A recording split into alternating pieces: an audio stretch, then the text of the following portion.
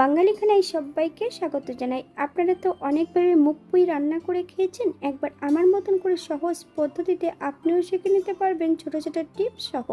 তবে আজকে আমি এখানে কিভাবে মুগ ডাল দিয়ে মুগ পুঁই রান্না করলাম, চলুন সেটা একবার দেখে নেওয়া যাক ভিডিওর মাধ্যমে। আশা করছি আজকের ভিডিওটি ভালো লাগবে। সকল বন্ধুদের কাছে অনুরোধ করছি সম্পূর্ণ ভিডিওটি দেখার।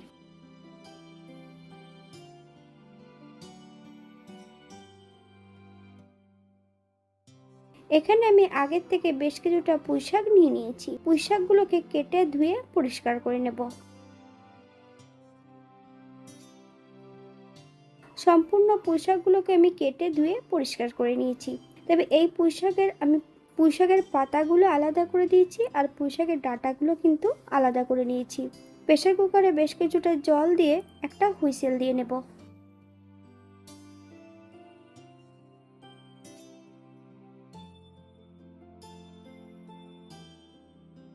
একটা কড়াইতে বেশ কিছুটা সর্ষের তেল অ্যাড করেছি। তেল গরম হওয়া পর্যন্ত অপেক্ষা করতে হবে।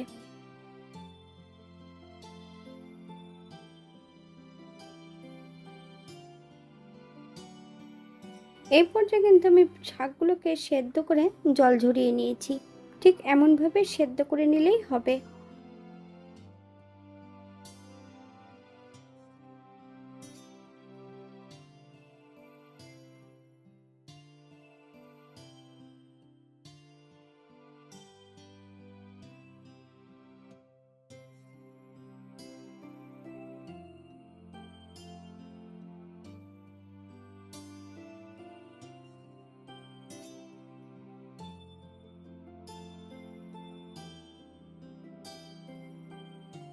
ফোড়নে রেখেছি পাঁচফোড়ন।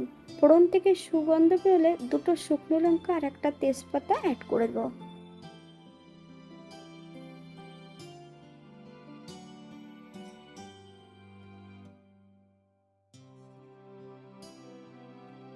আগের থেকে বেশ কিছুটা মুগ ডাল আমি এখানে ভিজিয়ে রেখেছিলাম। সম্পূর্ণ মুগ ডালগুলো জল ঝরিয়ে তেলের মধ্যে অ্যাড করে দেব।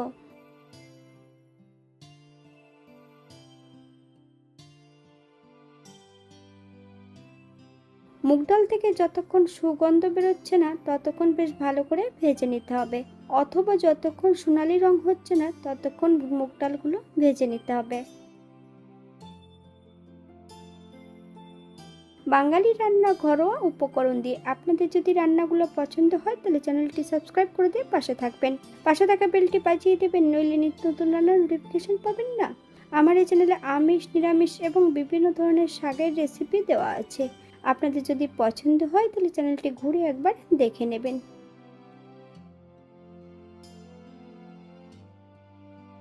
এই পর্যায়ে অ্যাড করে দেবো আগের থেকে বেশ কিছুটা মিষ্টি কুমড়া কেটে রেখেছি। সম্পূর্ণ মিষ্টি কুমড়োর টুকরোগুলো অ্যাড করে দেব।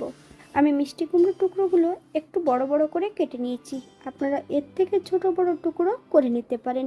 ডাল এবং মিষ্টি কুমড়ো দিয়ে বেশ কিছু সময় ধরে ভেজে নিতে হবে। 1 চামচ লবণ, আপনার স্বাদ অনুসারে লবণটা অ্যাড করবেন। আপনারা একবার স্ক্রিনের দিকে ফলো করবেন।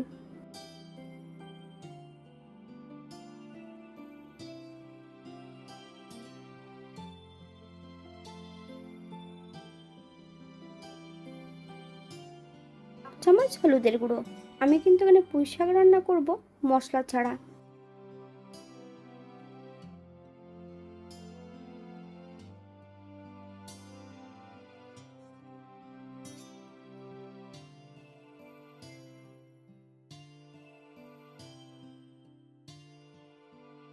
সেদ্ধ করা পুঁই শাকগুলো সম্পূর্ণ অ্যাড করে দেব।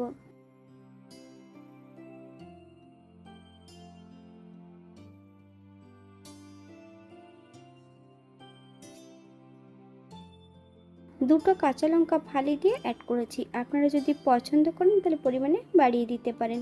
গ্যাসের ফ্লেমটা মিডিয়ামে রেখে 7 থেকে 8 মিনিটের মতন ঢাকা দিয়ে রেখে দেব, অথবা যতক্ষণ মিষ্টি কুমড়োগুলো সেদ্ধ হচ্ছে না ততক্ষণ রান্না করে নিতে হবে।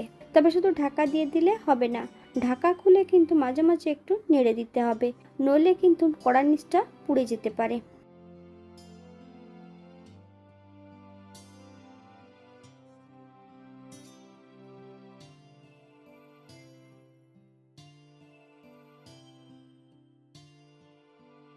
8 মিনিট পর এই পর্যায়ে একবার চেক করে নিতে হবে যে সবজিগুলো সেদ্ধ হয়েছে কিনা।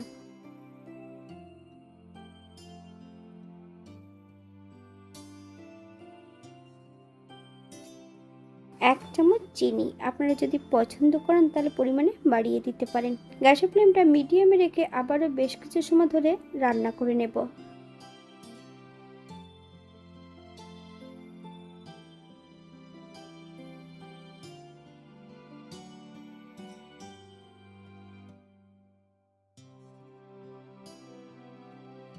তবে এই রান্নাটিতে কিন্তু কোনো জলের প্রয়োজন নেই, ঠিক এমনভাবে রান্না করলেই হবে।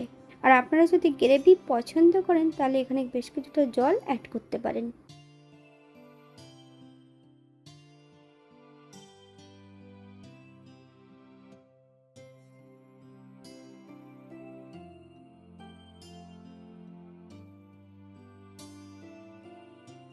ভাজা গুঁড়োর মশলাটা আমি অ্যাড করে দিয়েছি, আপনারা যদি পছন্দ করেন তাহলে পরিমাণে বাড়িয়ে দিতে পারেন। এই পর্যায়ে আমি গ্যাসের ফ্লেমটা অফ করে দেব। 5 মিনিটের জন্য স্ট্যান্ডিং টাইম দেব, তারপর সার্ভ করব।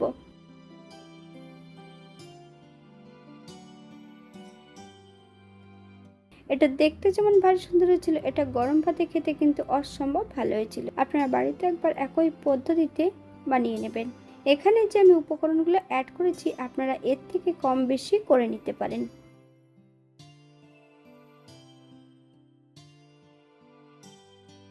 আজকের ভিডিওটি এই পর্যন্ত। সবাই সুস্থ থাকবেন, ভালো থাকবেন।